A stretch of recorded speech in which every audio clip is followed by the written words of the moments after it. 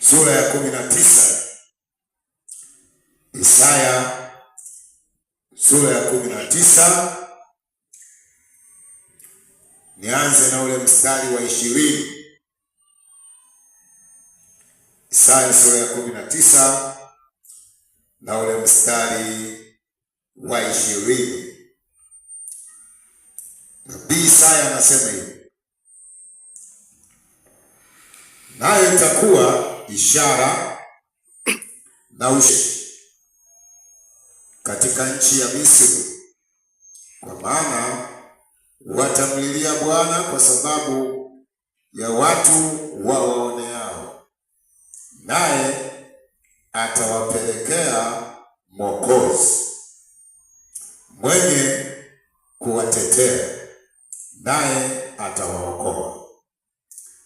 Na Bwana atajulikana na Misri, na Wamisri watamjua Bwana katika siku hiyo, naam, watamtumikia kwa dhabihu na matoleo, nao watamwekea Bwana nadhiri na kuzitekeleza. Mstari wa 22. Naye Bwana atampiga Misri, akipiga na kuponya, nao wakirudi kwa Bwana atakubali maombi yao na kuwaponya. Baba Mungu, uishie milele. Jua limekwisha kupunga, watoto wako tuko hemani mwako sasa. Na kuomba Roho Mtakatifu unitumie kwa dakika hizi chache, maana umesema lolote tufanyalo kwa neno au kwa tendo, tufanye yote kwa jina lako Yesu. Nasi Baba tunayafanya yote kwa jina lako Yesu. Utusaidie sasa Mwokozi.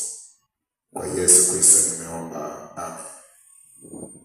Bwana Yesu asifiwe sana. Ukiangalia au hii mistari tuliyoisoma, Nabii Isaya anaongea kwa niaba ya Mungu. Yaani yale ambayo Mungu angeyaongea, Nabii Isaya anaongea. Anasema naye itakuwa ishara na ushuhuda kwa Bwana wa majeshi katika nchi ya Misri, kwa maana watamlilia Bwana kwa sababu ya watu wawaoneao, naye atawapelekea Mwokozi mwenye kuwatetea, naye atawaokoa. Anasema itakuwa ishara, itakuwa alama kwa Wamisri. Bwana atawapelekea Mwokozi, naye atawaokoa.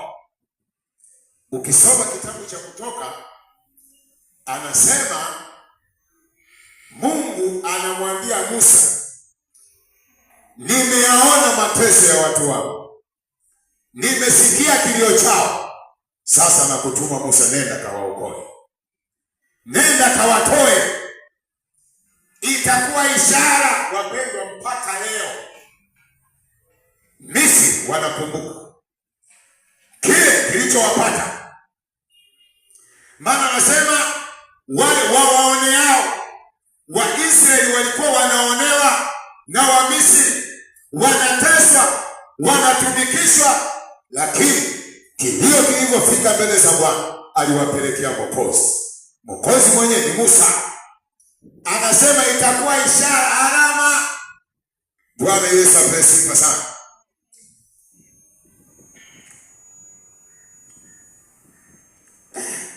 Mstari wa 21 anasema na Bwana atajulikana na Wamisri, Wamisri watamjua Bwana, na Bwana atajulikana na Wamisri, na Wamisri watamjua. Bwana asifiwe sana. Kweli Wamisri walimjua. Wakasema, Farao, fanya haraka, wape watu ruhusa waende, tushateseka vya kutosha, wape waondoke. Bwana alijulikana kwa Wamisri na Wamisri walimjua. Lile pigo la mwisho alijulikana na Wamisri wakamjua kwamba Farao, wape waondoke, maana amejulikana na wamemjua kwamba tumepata hasara ya watoto wetu wazaliwa wa kwanza. Wape waondoke. Bwana sifa sana. Bwana alijulikana kwa Wamisri na Wamisri walimjua. Bwana Yesu asifiwe. Wapendwa, tunakumbushana tu ya maneno. Yaani wenzetu walipopata shida walikimbilia kwa Bwana. Anasema Bwana atajulikana kwao, kwa Wamisri, na Wamisri watamjua. Mpaka leo tunalisoma taifa la Misri. Bwana alionekana kwa mkono wa nguvu. Kwa mkono wa nguvu Bwana alionekana. Bwana Yesu asifiwe. Unajua kuna majina mengine ya nchi mpaka leo hayajabadilika, yako mpaka kwenye Biblia. Misri tunajua, taifa la historia. Wana wa Israeli walikwenda pale, Bwana akajitukuza pale kwa mapigo mengi, kwa ishara nyingi. Ujue historia huwa haifutiki. Historia haifutiki, na hakuna maisha yasiyokuwa na historia. Hata wa Misri leo wanajua. Bwana Yesu asifiwe. Hata wale wanajeshi walipokuwa wanawafuata Wayahudi, Bwana akafanya matairi yao kuwa mazito. Wakasema, Mungu wa Israeli yuko upande wa Waisraeli. Sasa kama Mungu wa Israeli yuko upande wa Waisraeli, simrudi, simuache. Lakini Bwana alitaka ajitukuze. Sijui kama unasomaga Biblia alafu unabarikiwa. Wana wa Israeli walipoona majeshi yanakuja, wakaanza kumlilia Musa. Musa, sasa tutafanyaje? Tuko jangwani, huko maji. Bwana akamwambia, leo nyamazeni kimya, mtauona wokovu wa Bwana. Nyamazeni kimya, hao wa Misri mnaowaona hamtawaona tena. Kinyume chake ni hivi kwamba hao wa Misri wanaowafuata wawarudishe kule, wakawatumikishe, hawatawafuata tena. Bwana Yesu asifiwe. Mungu akagawanya bahari ya Shamu, wana wa Israeli wakapita, na wa Misri nao wakafuata ule muujiza. Lakini Biblia inasema maji yakarudi, yaliporudi yakawala wote wakafa. Wana wa Israeli wakapita, walipovuka wakaanza kumsifu Bwana, wakaanza kumtukuza Bwana. Bwana Yesu asifiwe sana.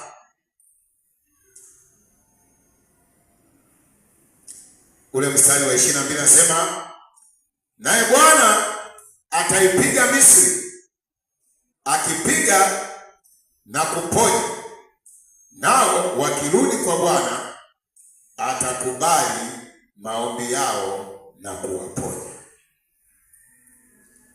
Wayahudi wa Israeli wakirudi kwa Bwana atakubali maombi yao na kuwaponya, maana wamerudi. Bwana Yesu asifiwe. Wa Misri tunasoma hapa, wao wa Misri ni kupigwa. Alafu ni mwenzenu namshangaa Mungu anamwambia Musa, nenda kawatoe. Musa kajieleza pale, akaendelea. Alivyofika pale Musa kujieleza kwa Farao, adhabu ndio ikazidi. Alafu Mungu anamwambia Musa hivi, nitaufanya mgumu moyo wa Farao. Kwa nini mgumu? Ili Mungu ajidhihirishe. Wataalamu wa Biblia wanasema kwamba yale mapigo waliokuwa wanapigwa wa Misri, ina maana yale mapigo ilikuwa inapigwa miungu ya kule Misri. Kila pigo linawakilisha miungu ya kule. Yale miungu waliokuwa wanaabudu, basi yale kila pigo Bwana Yesu apewe sifa sana. Kwa hiyo Farao kama Farao haikuwa amri yake, ila Mungu alitaka ajitukuze. Mungu alitaka afanye jambo. Mpaka leo wapendwa, tunasoma hivi kwa akili ya kawaida. Maji yamebadilika kuwa damu. Hivi unasemaje bwana? Si utaambia nende niondoke? Lakini akasema nitaufanya mgumu moyo wa Farao. Vyura mpaka ndani kwenye makabati ya Farao, mavyura yanaruka kwa mfalme. Hivi hapo bado hujasema mani niondoke? Musa njoo, naomba uniombee kwa Bwana vyura waondoke. Anasema lakini safari uturuhusu tuondoke. Ambia ina shida, hii safari na waruhusu mwende. Mavyura yanaondoka, hamuondoki. Sasa Mungu akasema hili sasa, hili ndio pigo la mwisho. Kwa hiyo wapendwa, tunasoma kwa Wamisri hakuna amani, ni kipigo, ni kupigwa. Mungu ajitukuze. Mungu aya. Biblia inasema kule Gosheni walikuwa salama. Mvua ya mawe Gosheni wako salama. Watoto wa kiume wanakufa Gosheni wako salama. Aisee, Gosheni ya leo ni kwa Yesu. Kwa Yesu tuko salama. Tukimwomba Bwana atatusaidia. Tukimwomba Bwana atatupigania. Tukimwomba Bwana ataonekana katikati yetu, atutie nguvu, atusaidie hasa katika nyakati hizi za hatari. Katika nyakati hizi za hatari wapendwa, tunamhitaji Mungu kuliko kitu kingine chochote. Kabisa nikwambie. Kwa sababu ukisikiliza kwenye vyombo vya habari, yani ni vurugu. Sasa sisi tukimbilie kwa nani? Tunakimbilia kwa Mungu aliyewaokoa Waisraeli kwa mkono wenye nguvu. Ndiye Mungu wetu wapendwa. Ndiye Mungu wetu tunayemwomba. Yani mimi sijui yani vile ninavyotamani, ninavyotamani Mungu aonekane, ninavyotamani Mungu atembee, ninavyotamani Bwana, ikiwezekana Mungu hata kwenye ibada zetu ashuke kama umande wa asubuhi, atembee kabisa namna hii kwa wingu kwenye ibada zetu. Tumuone Bwana akitembea, tumuone Bwana akituhudumia. Kila mmoja anayekuja kwenye ibada Bwana muhudumie, hata kama ni mgonjwa. Yesu akishuka ugonjwa unapona. Yesu akishuka, hata kama mtu alikuwa na amani inapatikana. Hata kama mtu alikuwa anajihesabu na majaribu, lakini nguvu ya Bwana ikishuka, faraja ya Bwana inakuwepo. Yesu anasema amani yake atoavyo si kama ulimwengu utoavyo. Ulimwengu una amani yao, na sisi na Mungu ana amani yake. Amani ya ulimwengu ni kuwa na pesa. Amani ya ulimwengu ni kuwa tajiri. Amani ya ulimwengu ni kuwa na magari sijui. Lakini amani ya Yesu, Biblia inasema ni furaha na amani. Bwana Yesu asifiwe. Kwa wapendwa, kiu yangu mimi sijui natamani Roho Mtakatifu atembee. Roho Mtakatifu awe faraja ya watu. Roho Mtakatifu awe faraja ya kila mmoja. Najua tunapitia mambo mengi hapa duniani kama walivyopitia wana wa Israeli mateso kule Misri. Mpaka wanasema Musa, ulienda kuomba ruhusa ya kazi gani? Ona tulivyoongezewa adhabu. Majani tulikuwa tunalezewa, sasa tunafuata. Na idadi ya tofali iko pale pale.